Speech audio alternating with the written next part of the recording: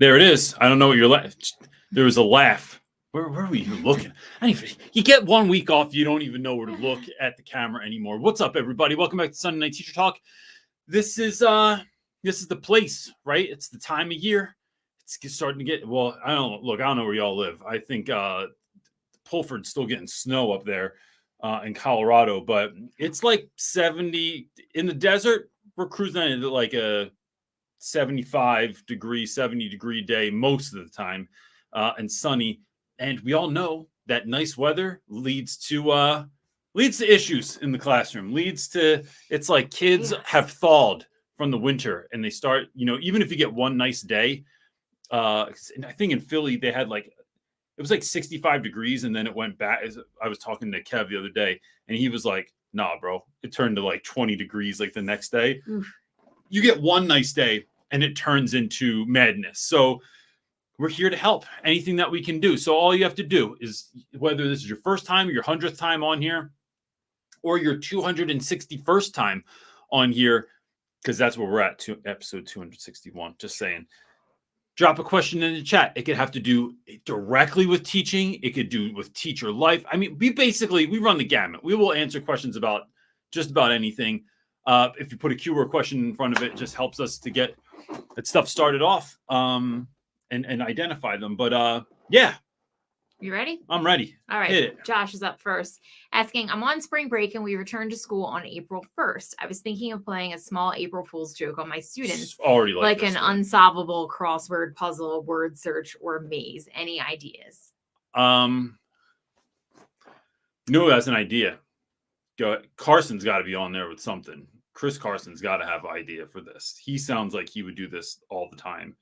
Funny enough, I was going to say, I think that you're such a jokester, but like you've never done like April 1st Fool's Day. I used to tell my students that they would be like, "Bro, you didn't do anything for April Fool's Day." I'm like, "Bro, that's like when people go out on New Year's Eve. It's amateur night, bro. I don't like this is like for like."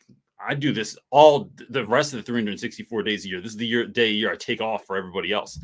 Yeah, I mean,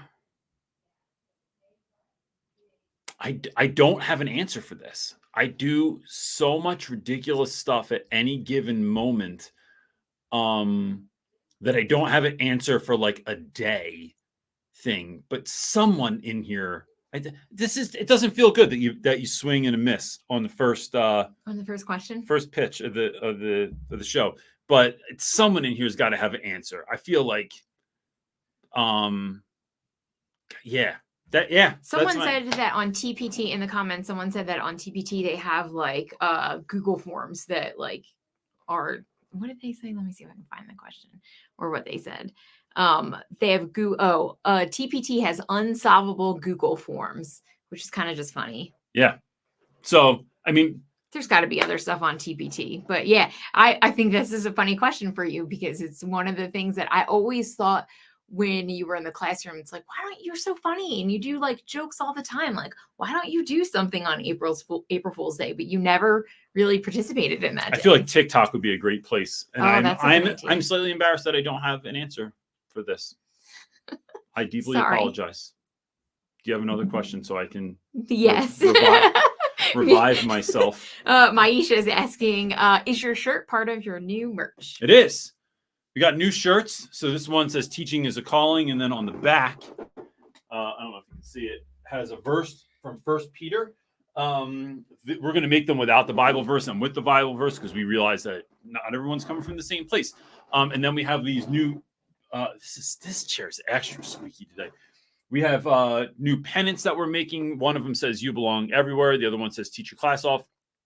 And yeah, so that the store is a utter nightmare to set up on Google. It is. They keep telling me that's not right. I keep going in and trying to fix it, and they keep telling me that's not right. And I go, "What else do you need?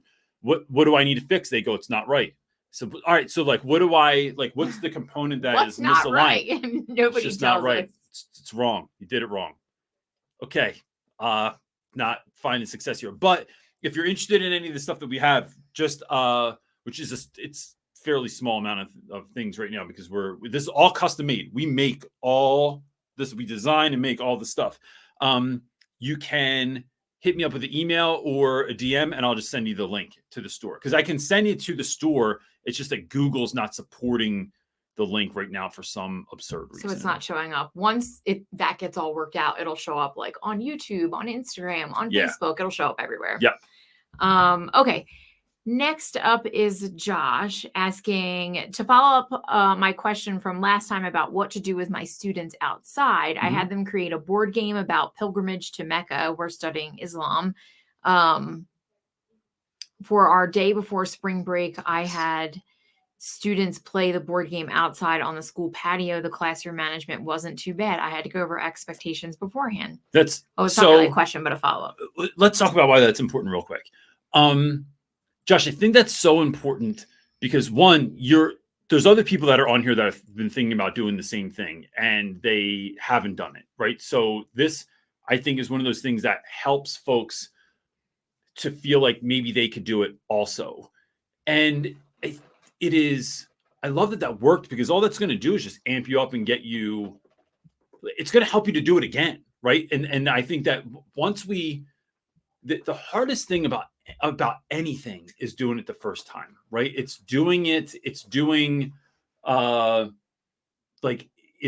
putting your foot down about something. It's trying something new. It's instigating a new procedure or something like that. It is the thing that is the most difficult part of anything is doing it once. But once you do it, you start exercising that muscle. Not only does that thing become better and easier to do, it's doing the next thing and the next thing and the next thing. And I'll tell you, like, I've just seen this in my own classroom. I've seen this in my own life. Like the unbelievably horrific dietary restrictions that I'm on right now, because of not me, but what do you mean horrific? No, I wasn't even talking about you, babe. I'm talking about somebody else. They're great. Talking about somebody else called wife. So it's like what I found is that because I've done so many dietary experiments in my life, it's just like not that hard. It's still like a little bit of like, just got to start, but it's the starting builds the momentum. And I think that's true in all things in your life. So good for you, man. Congratulations. Follow up. Josh said also that he invited his administration and they came by and took pictures for their school online. Yes. Yeah, and so awesome. Which is just awesome because it's like schools don't always want to say yes to stuff, but when it works, they want to, it's like, and I'm not saying your school necessarily is. My school would be like, oh yeah, we love when teachers do this. I'm like, bro, what? That's not what happened. But it is, I think once we start, what you're doing there also is potentially starting to build culture in your school of these are the types of things that we do. And then it's like, I don't know, it's encouraging for other teachers to see, and I hope they see it as encouragement. Awesome. Good work, man. All right. I think this is a question. Ruth is asking suggestions for a few of my students that are failing. I've communicated with them, their parents, and their counselors. Family situations are overwhelming for my students. YouTube limits. More info. I would say... All right, so there's a couple of things. I have some videos on this, like what do you do when all your students are failing or when your students are failing or something like that. But it comes down to a couple of things. One, it's really, I think, talking with students and helping them to realize why this is important, right? So what effect does failing have on your life? It's then helping them understand how they can pass. And so that might start with just getting higher Fs, and then a little bit higher F, and then a little bit higher F, and then D. But some kids at this point in the year might be failing so poorly that like pulling off a 70, which at my school was like the lowest passing grade you could get. I know different schools have different gauges, but that wasn't enough. They needed to get like an 80 or an 84. The problem is if they let it go too far, then what you're going to do is need a 95 or 100 or 110, and it's literally impossible. And having that conversation is really difficult with students because they just like don't believe it. They don't believe that. How could we have a month and a half left of school or a month left of school and I can't pass because you dug the hole so deep, bro. Like you're in Minecraft and you dug straight down so far that there's no getting out of here now. You're just hitting the nether and you died in some lava. So, or your grade did. So it's having that conversation, having the conversation of what it would look like for them. And what I try to do is minimize that. It's not just study more. It's not just do your work. It's if you literally did the pre-class every single day, it would have this effect. And look how easy the pre-class is. If you literally did half the questions on any given assignment, you would have this effect. So it's helping them to map that out so that they can, I don't want them to play. I don't want like them to just figure out like the minimum that they have to do. What I want them to start with is the minimum that they have to do. And then we're going to help them going forward. I think weekly trackers are a great idea. Sending home, letting kids see their grade every week, sending home a grade to parents every week, letting them know all the assignments that were missed or the grades. Here's all the grades. Like the grades are in the grade book every week. Here's all the assignments that your student did not hand in. Here's what still can be handed in until what date, and here's what can no longer be handed in. Here's reminders of tests and quizzes that can be retaken every week, right? It's giving them that map to success. And then I think it's on the back end, there is a part of this that is like, oh gosh, how do I want to talk about this?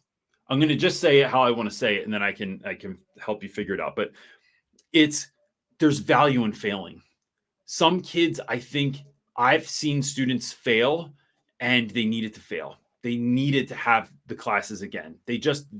Their skill level wasn't there. Their attention wasn't there. It's like, I understand the ramifications of that. Like students that fail ninth grade have a significantly less chance. So if we're talking about high school, significantly less chance of passing high school than they would if they were younger. But every year after that, so failing 10th grade, you have your chances of graduating shrink. Failing 11th grade, they shrink even more. Failing 12th grade, you have like a minuscule chance that you're going to actually pass high school, right? And so I understand the ramifications of that, but there is value sometimes in failing if it's done well. And so can we get kids to start getting it together? So then even if they do fail, they're not starting from negative next year, right? So, but I think all that sort of like preemptive stuff of the letting them know how to pass, letting them know where they are, having a really clear conversation about like what impact this has on your life. So I would talk to my ninth graders about like, look, I taught teaching in West Philly, all black males. Black males have the lowest graduation rate of any demographic in the United States. So if that's already the case, right? And then if you fail ninth grade, it's going to shrink those chances even more. And then what does that mean for your life, right? Like and my guys would be like, I'm just going to get my CDL and I can make $60,000 a year. But then the conversation largely becomes like, by and large, yeah, bet you can make 60 grand a year, right? But you're going to largely make 60 grand for the rest of your life. Like there's not a whole lot of pay increase in that industry, right? You can go work for Amazon and get $25 an hour, but guess what you're making 5-10 years from now? About $25 an hour. There's no increase in that. So you are cutting down your options, and it's having those real conversations with students and having part of that be that they matter. That you matter, that why am I having this conversation? Because I care about you, because I don't want to see you. I want to see you live the life you imagine, not the life you settle for. And so that's where it starts for me. All right. Ruth is also asking, can you make the shirts in black with white? Yes. Writing? So everything at the moment, right, much to the chagrin of my rainbow, colorful. My daughter lives in like Cloud Cuckoo Land from the Lego movie. So everything she wants to be like, she's like Cyndi Lauper, for those of you that understand that. Everything should be colorful. At the moment, everything's in black and white. Until we figure out what people want, right? I'll make you a shirt in any color that you want, but I can make it in black with white. Oh, we have some fun ideas, but that are like, coming up. everything for now will be, you can get it black in shirts, black. white text, white shirt, black text. Yep. And I think there's even the option is on there, but the images are not on there. Yeah. We're still making it and figuring it all out. Shopify is a lot to figure out. Yo, it's like we started another business. It is like a fifth business. Yeah. But it's super fun. It's been great fun to do this. It has. All right. Chris Carson has a fun question for you. Uh-oh. Asking, what weighs more, a gallon of water or a gallon of butane? Butane Chris. is a lighter fluid, he said, in case you didn't know. Chris, I don't use butane. I think this question weighs more than either of those two. So Lopez knows the answer, and he probably knows the history of butane. He probably does. I'm going to say water. I'll be like, well, actually, European butane is actually measured by, like, John would have a whole. Probably. I had a teacher like that I worked with, Mr. Bizzuto, who now works in Kensington, I think. Bizzuto was known for, like, the principal would say something about, like, I remember one time he was trying to give like a metaphor about speed limits. And he was like, this is why we have speed limits. And Bizzuto like raises his hand. And every time you knew he raised his hand, you knew like, you're about to get schooled, bro.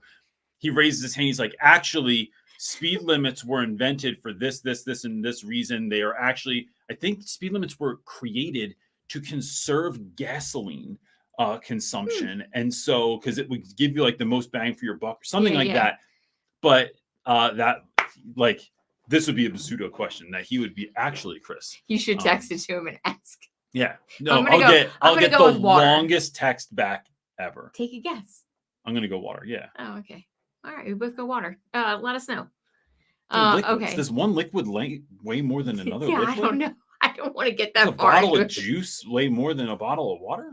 Okay. Tammy is up next saying, hey, Reynolds, so glad to be back. I truly miss your chats when I can't get on. Any suggestions on different professions to look at if I'm interested in transitioning out of being a teacher? So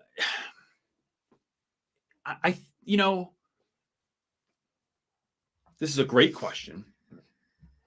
What I would consider you do, and look, if someone has a better answer than this, please let me know. When you build out your LinkedIn, or if you go on something like Glassdoor or Indeed, you can upload your resume, but you're also going to put all of your skills in there.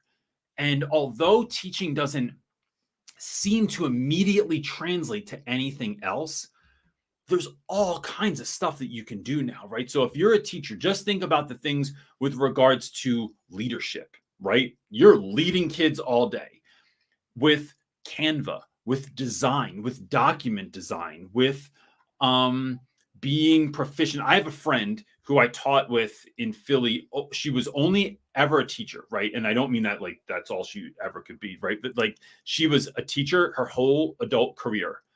She got a job when she left teaching, working for a pharmaceutical company, and she creates all of their slides. So they send her basically like, here's the talk, here's the pitch that we're going to go to the client with, here's the template. We need slides for all of these things. And because she was proficient in PowerPoint and Google Slides, she got a job making more than she did as a teacher with benefits and all of these kind of like perks, because that's what she did. And there's tons of examples of friends that I know that have done things like that, where another buddy of mine got hired by some tech company that was creating an app, but they didn't know how to teach people. So he was their guide that they gave them all their stuff. And he basically said, all right, we're going to chunk it. Like he created curriculum. Here's how we're going to chunk it together. Here's going to be all of our different oh gosh, I'm blanking on stuff right now, but like our different bullet points of like things that we're going to teach. Here's how we're going to teach them. Here's what resource they're going to get with that so that they can understand it. Here's the guided notes component. So he took what he did and then it was wrapped into something else. But I find that, you know, when you go on things like Indeed and Glassdoor and LinkedIn, putting in all of those elements, you don't know who's going to reach out to you. So I've been reached out to, any number of companies have reached out to me because they've wanted me to make them in the past, like content creation. They loved how I created YouTube videos and my editing style and stuff. And they wanted me to make all of their content for their company they were going to hire me on. I've had textbooks companies reach out because a lot of those folks are good at writing textbooks, but they're not good at coming up with like projects for class or real world implications. I'm in talks with a company right now that is, there's a huge YouTuber that wants to start making content for teachers and students, but they only know the YouTube aspect of it. So I'm in talks with them right now to become a consult to help them with the educational piece. Like, what would this need to look like in a classroom? What would teachers love about this? What would they need more of from you? So it's filling out some of those gaps. And I think once you start going down that route, you start realizing how good you are at all things Google, at maybe all things PowerPoint, at creating projects, at working with all different levels of students and with adults and things of that nature, in email creation. Like, there's a lot you're capable of that we don't always think of, but teachers are jacks of, like a jack of all trades kind of a individual. I think we just get so used to doing it that, like, I think your resume would impress you. Yeah, I don't think you think of all the things that teachers do. Not only all the things that you listed, but then your skills of like time management, of being able to like problem solve on the fly, because you never know what's going to come at you in a given day with students. Like there's a ton of stuff. Wouldn't it be great if on your resume, holding your pee was a line? It should be. Right? Like I will never have to go to the bathroom. I go to the bathroom about like 50 times in comparing, like even now, just in our regular daily life, I'm like always going to the bathroom compared to you. Yeah, you just rock that teacher bladder. You're like, I can sit I here and work. Dealing with distractions. I can work in the most insane work environment and still get stuff done because first of all, I want to say we totally failed on Chris's joke. It was because it's a lighter fluid. Get it's butane. Which one's? Yeah, I go womp womp. I said, oh man, we really jokes over text. I don't really know if they come across the same. Chris could have a dad joke book or a TikTok. That would be awesome. Super cute. Think about that.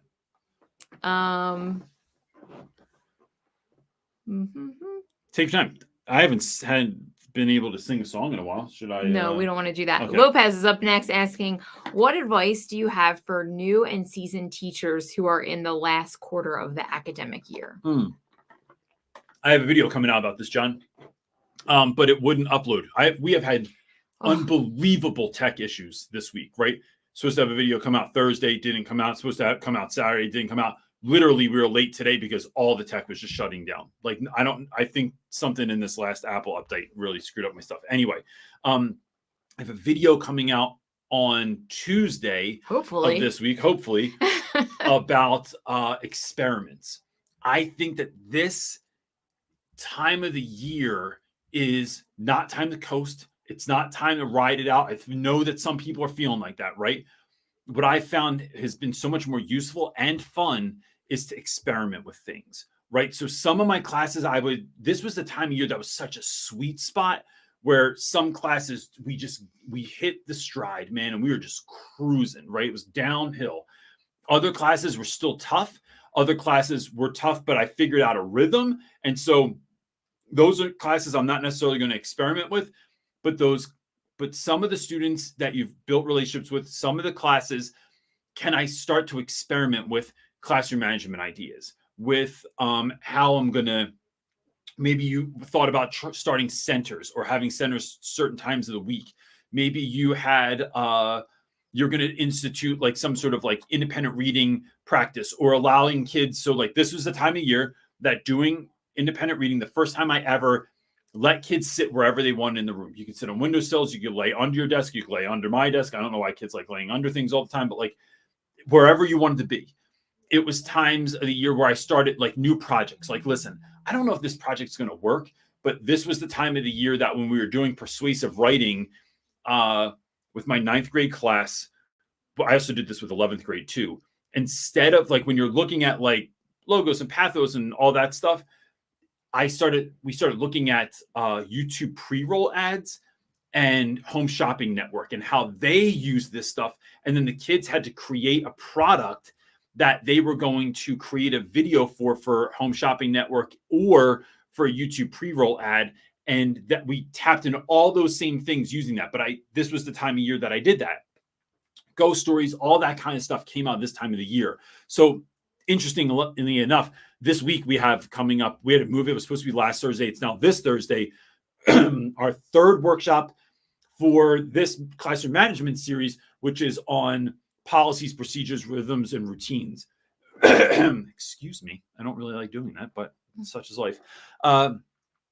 And because I think that this is the time of year that you should be experimenting with stuff instead of just saying, no, I'm going to start fresh next year. No, start now with kids when you know them and start trying stuff out so that you can be ready for next year by knowing, all right, this definitely didn't work. This might work better with a tweak, or this absolutely worked. I'm going to kick the year off of this next year.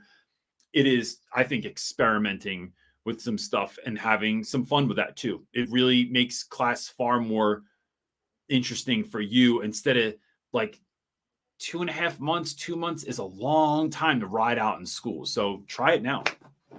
All right. Tammy's up next. Oops, I forgot to switch back to us.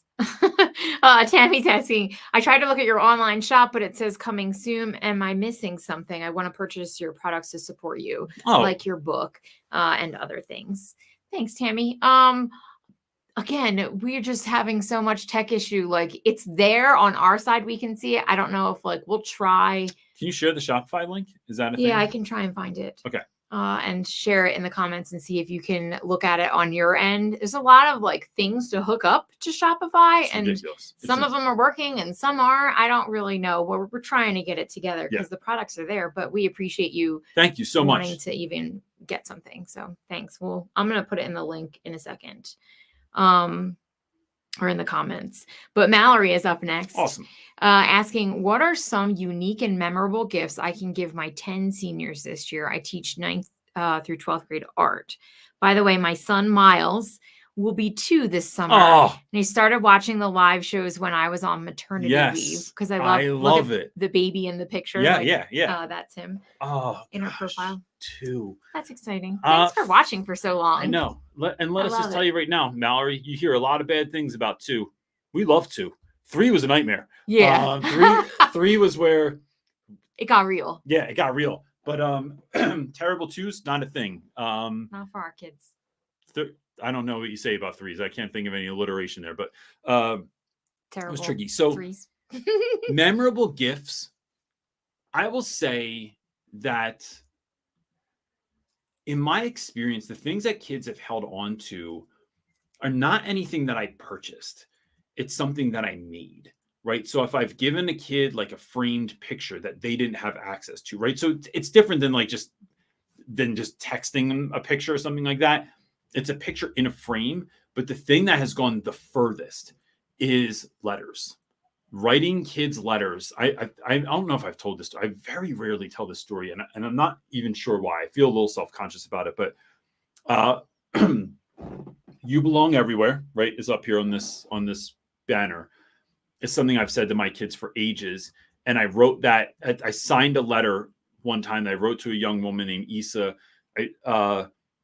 And years later, she sent me a picture. She had it tattooed across her forearm in my handwriting.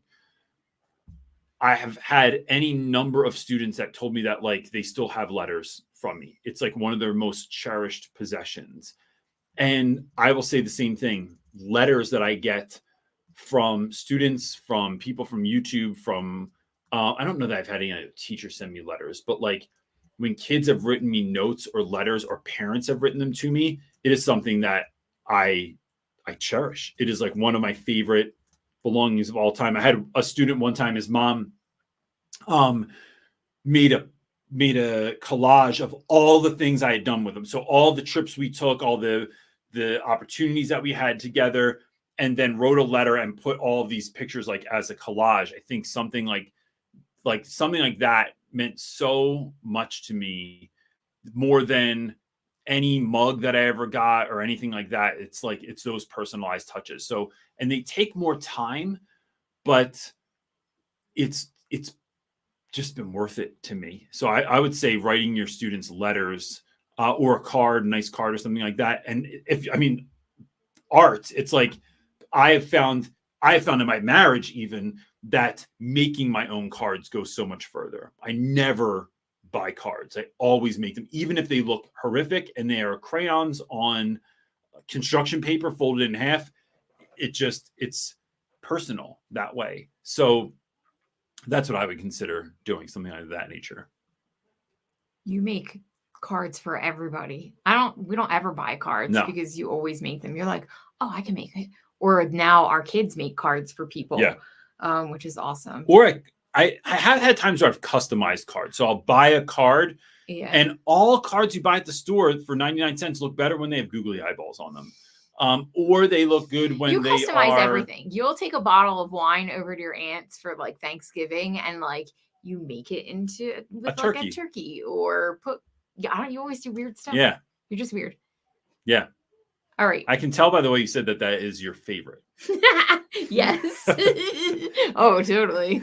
Yeah. When we're running late 5 minutes out the door and you're sitting at the table, like doing it. Yeah. Because my wine looks like a pilgrim, and she's just like, oh, that's what we're taking over. I'm like, listen, this looks incredible. This wine tastes so much better already. Everybody's going to love it. Yes. All right. I don't have any more questions right now. No, they always do. I did put the link in there for our store. Let me know if it works for you all. Yeah. So, and look, I mean, if there is, I would love to know as well, like, as we're getting into, we tell our kids all the time that summer is not time off for mom and dad. Summer is like, Real Rap with Reynolds in summer is like, it's like Toys R Us would have been at Christmas time.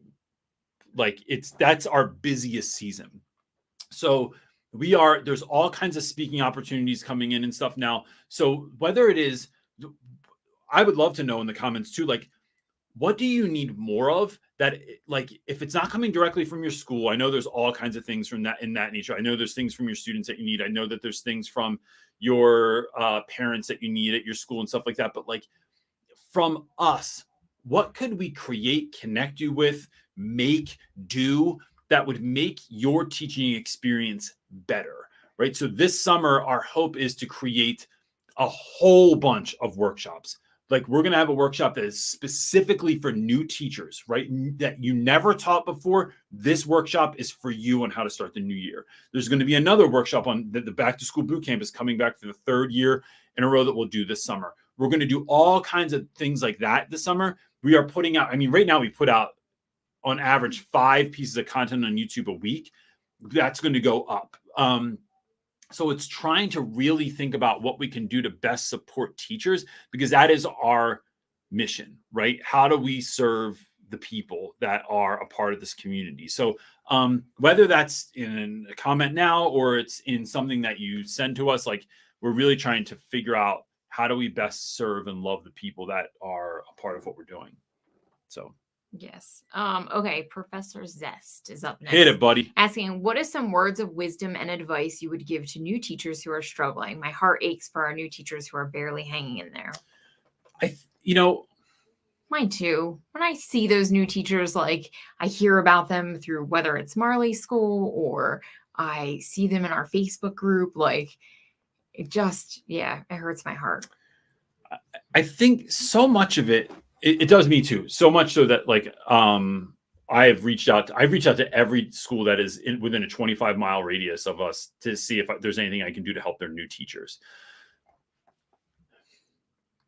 I've said this many times before. Teaching is the only job that when you first get it, you're expected to be great at immediately. I think where a lot of teachers are lacking is not in imagination. It's not in willingness. It's not in knowing their subject matter and really being excited about that. I think it is in confidence is a spot where a lot of folks are lacking, and being able to take a punch, right? Honestly, because there's different things that trigger you. So for a lot of new teachers, if a kid tells you that they hate your lesson, that your class is stupid, that why do we have to do this? This is so dumb. Why do we have to do this? And it's a lesson you spent a lot of time on. You've created, you've designed it, you did the room transformation, or you made your worksheets look really great, or you've made this like interactive learning experience, and then they just hate it. That's a punch to the stomach that you're not used to getting. So I think it is more than anything, it is doing the work of you becoming a better version of you, right? So maybe that's therapy. Maybe that's having a mentor, right? So signing up, like this is why we started doing mentoring for teachers. But even in schools, there's all kinds of options. Maybe in your district, there's options. It's finding some way to get a mentor that's going to help you. Because look, and this is what we say in all of our copy for every single workshop. There's almost nothing I'm going to teach in a workshop that you can't find in a YouTube video.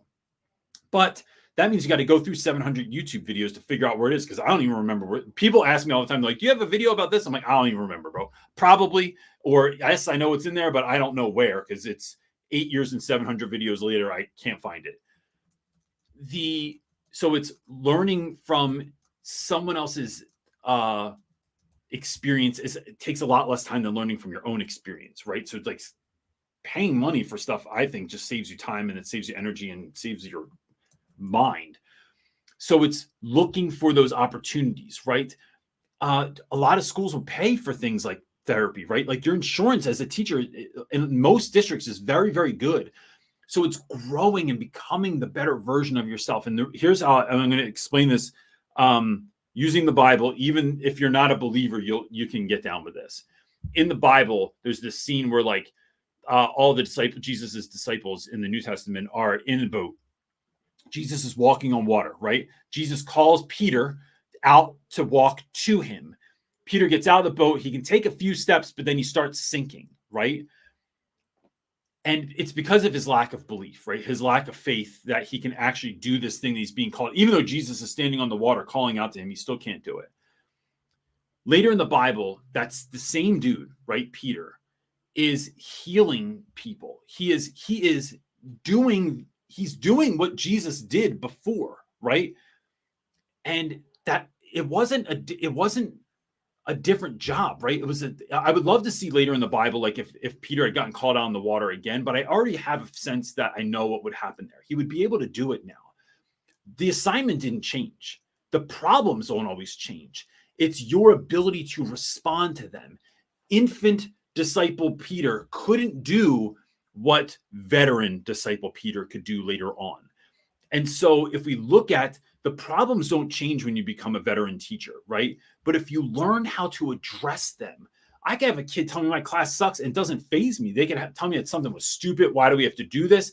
What has changed is my ability to respond to that, right? And then I think that gets you a different student when you can snap back and be like, I'm going to break it down for you right now, bro. I'm going to tell you why we do it. Not just that, I'm going to tell you why we do everything. I'm going to tell you why this is important. I'm going to tell you why you're important. I'm going to love you to your face. And that is the thing that kids can't, that inspires them to want to listen. That helps them to understand why you're doing it. And so it is that piece. I think it's the work on you. So it's growing in your pedagogy. Absolutely. Learning how to become a better teacher, but then it's being the person who can teach that way is different. That is the difference. It is not the pedagogy all the time. It is the person that makes all the difference. And you can do that. You can work on you for a year and tell me you're not an infinitely better teacher. I wish I'd known that when I started, and I had no idea. I just tried to become better at classroom management, having no idea that, for instance, had something to do with confidence. Yes. We light on questions this week. That's and I have fine. a feeling it's because everybody is tired Oh, and waiting for their spring. Well, we had our spring break already. Yeah. We have had a week back in school already since it felt really early.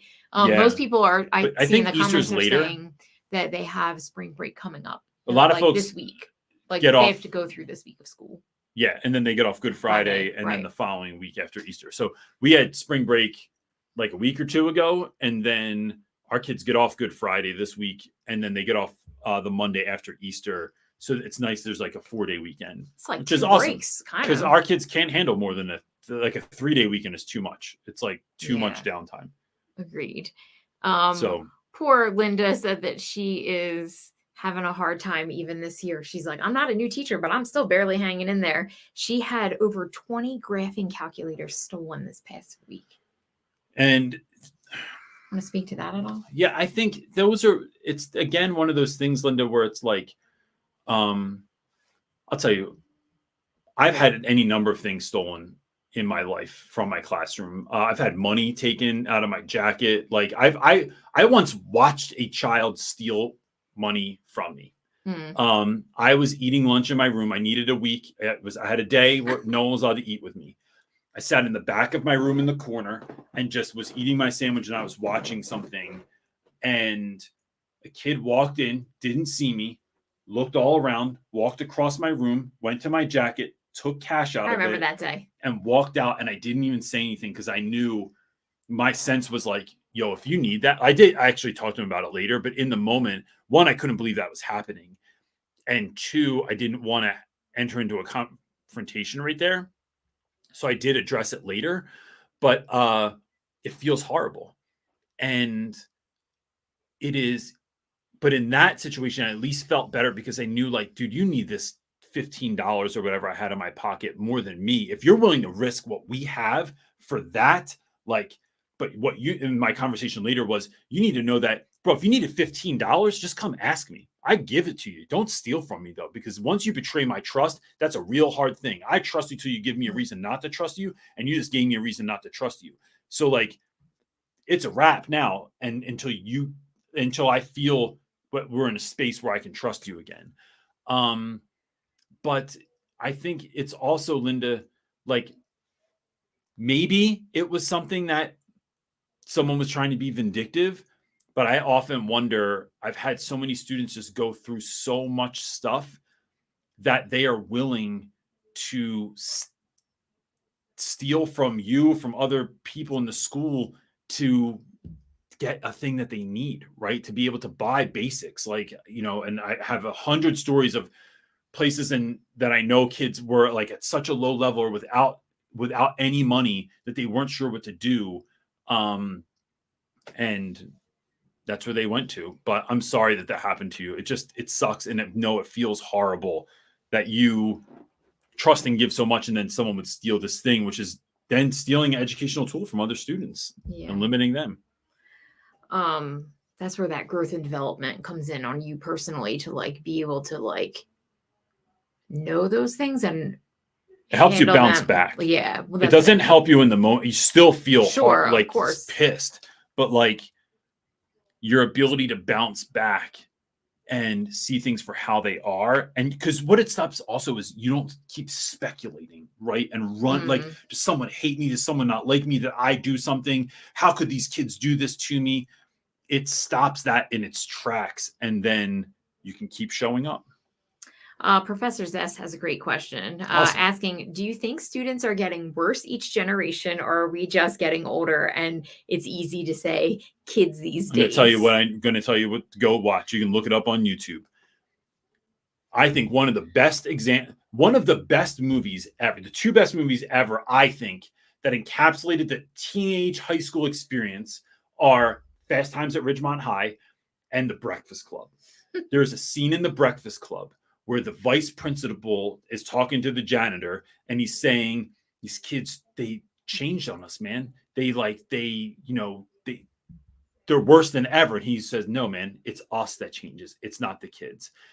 Because I think, but the proof isn't there for when we were younger and from when other kids were either, right? Like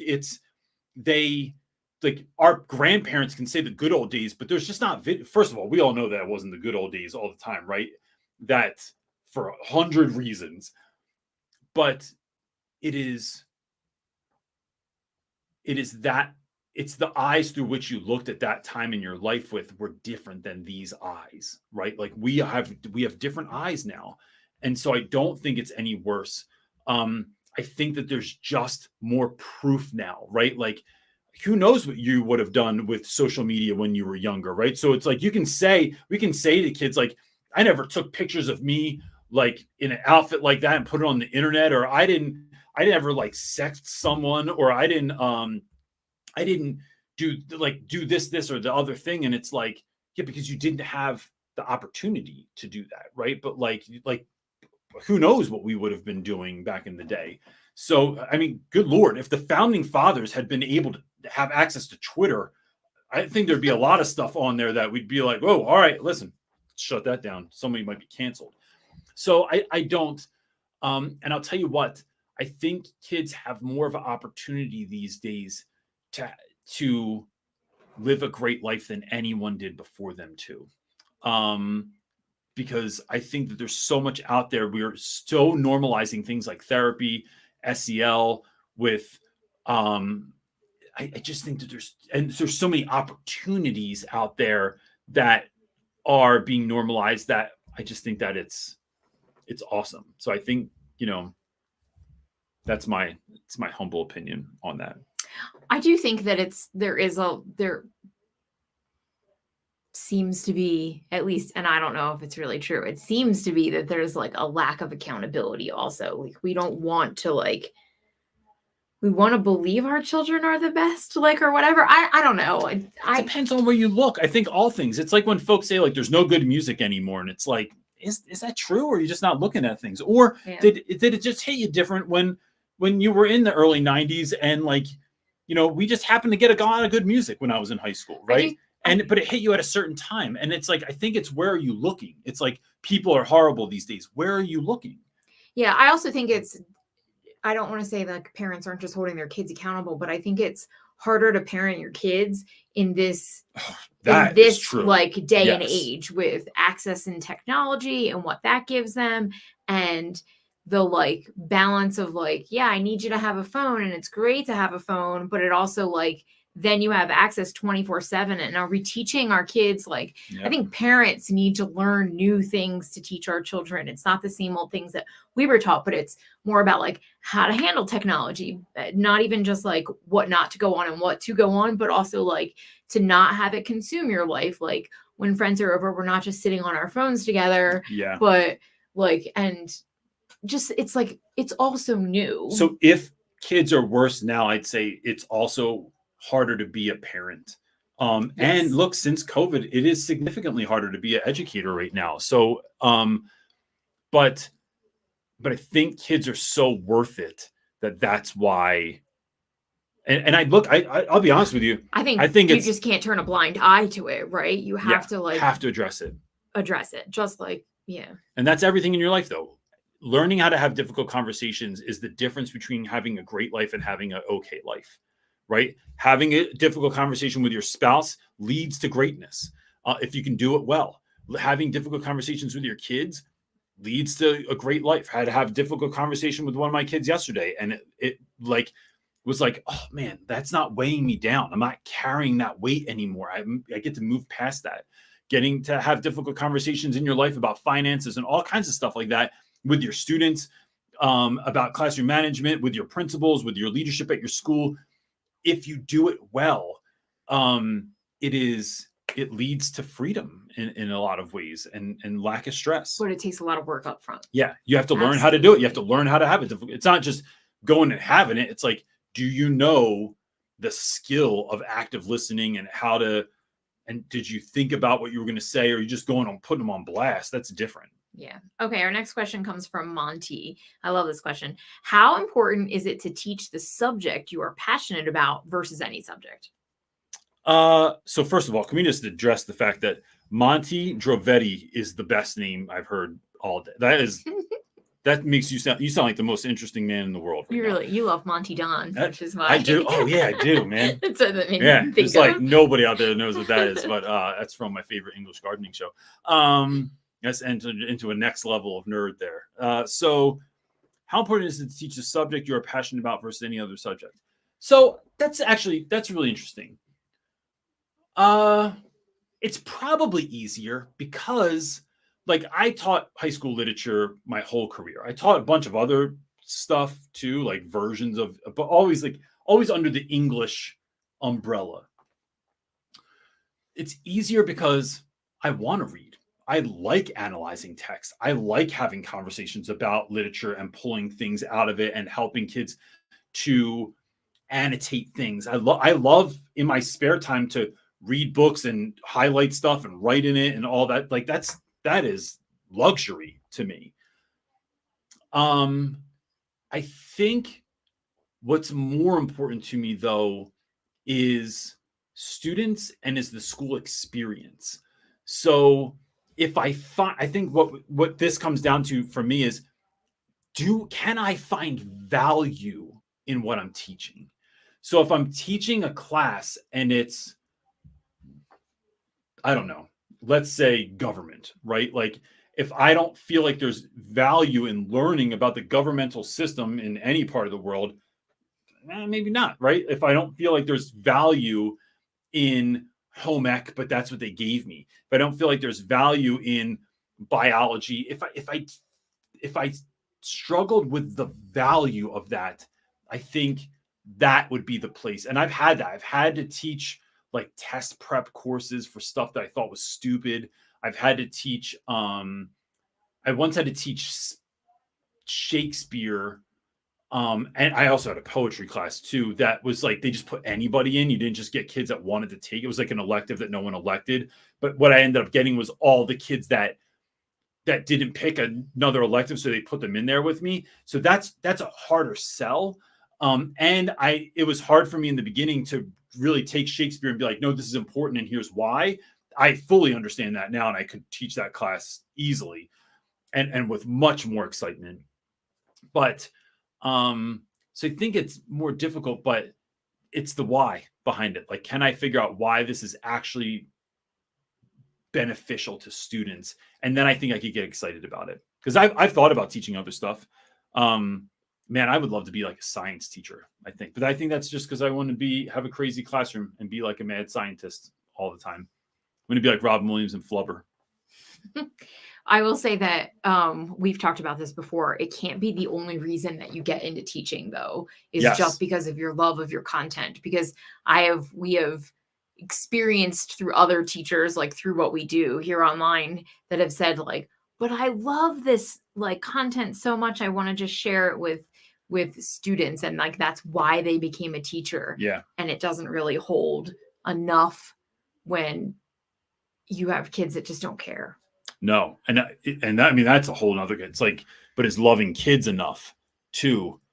Depends. It's like, do you love kids for who they are? Mm-hmm. Right? And not just for who they could be. Do you love a challenge? Right? Can you embrace the struggle of too many things to do and figure out a way to dance with that so that you can find success? It is, yeah. So there's all kinds of components there, but that's a great question. I'm wondering what your situation is there. Now I want to know the story. Like, are you teaching something you don't want to teach? Because like, I'll tell you what, there's certain like, I think math would be my hardest struggle. Oof, yeah. And I don't mean that to diss math in any way. Sorry, Tracy. It is, but the math, by and large, math teachers that I have known have not been able to give me an answer that made me feel good as a student. And even when I would ask people in school, sometimes they'd be like, what would you tell kids is like the value? It always went back to, because you got to know this. It's on the SAT. Yeah. You have to know this for next year. And it was like, yeah, but what's the intrinsic value of like what value does this place on my life? I love the like math teachers that would say, because you're not going to have a calculator in your pocket when you get older. Yeah. Well, yeah, I do. Yeah, I do. So, but so then it comes down to problem solving, but then I always want to know, like, well, walk me through that. Like, I want to know that, because that's what your students want to learn. That was a place of struggle all of kind of my career. But I don't think that it's not there. I think that there's absolute value to it. And I know some of those answers. But yeah. I'd love to have an awesome answer for it. I love, Jen said she loves She loves Monty Don Bro. and asked, "Are you gardening at the new home?" Yo, let me tell you something real. I'll just keep this real quick because that's a rabbit hole. New Mexico is nothing like where we lived. So we lived basically at sea level with dark, rich black dirt so right outside of Philly, in the Philly suburbs where we lived. And now I have this hard red dirt that is so hard to dig in. I don't know how to compost. I literally feel like I have no gardening expertise and we're at 4,000 feet of elevation. It's hotter than hell apparently in the summer.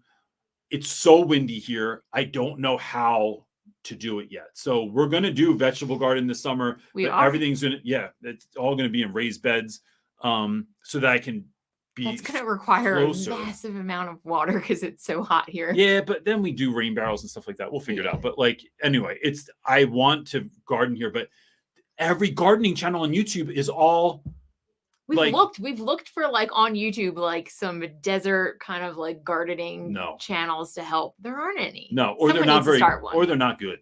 Yeah, that is not a job I need. I thought about it. I'm like, man, I could be like the urban cowboy gardening channel. No. But no. Monty is saying, great advice. Thanks. I'm subbing now. I just decided to become a teacher and I've been following your channel since I was in high school 7 years ago. Advice for teaching students who are not motivated. So thank you very much. First of all, that is incredible. And I love that. I would say kids that aren't motivated, there's a reason kids aren't motivated, right? There's a saying that says, what would you do if you knew you could not fail? And I think that changes everything, right? When you know that you can find success, when you know that this leads to something, when you know that this is all for something, there's a motivation there that pushes you through, that makes you want to light up and do stuff. I also think that school's utterly boring and that kids have been bored for so long that's we don't even want to do this anymore. And, it's funny, my son, his teacher tried to do something fun and it fell flat. The students didn't want to do it. They were being apathetic. And so I was saying to my son, so I'm going to my son's school this week. I'm going to go teach a lesson. And when I have a guest Skyping in, it's one of their favorite YouTubers, right? It's this guy who creates animation online and he's going to come Skype with the class. So with that, I told my son, I said, I'm going to come in and do this and set it up and all this stuff. And he's like, yeah, but the kids in my class aren't like at your school, Dad. They don't always want to do stuff that's fun. I'm like, my students didn't want to do stuff that was fun either. I had to get them going, right? It's and until we built the fervor in the classroom, and then we got to where we got to. But it was always starting from nothing. Every single year, it is finding out what your kids care about. It's building relationships with students and then helping them to believe that what you're doing in class is actually worth something. Those are the three biggest components to motivating kids. Because if they don't think that this is for anything, or if they don't think that they need this, or if they think that I'll tell you what, this is why I don't do makeup work and I didn't do extra credit at the end of the term when you're failing and all of a sudden you were like, no, can I just make all this stuff up? No, because that builds apathy in students. Putting a timer on in your class for this specific amount of time to get something done builds urgency in kids. Knowing that Reynolds does not do makeup work later, that you can't hand it in late, builds urgency in students. So I'm looking for that immediate urgency. I'm looking for that long-term urgency. And then that relationship building, what it does is it builds a sense of trust to the point where I had 2 phone calls last week with 2 former students who are now almost 30 years old.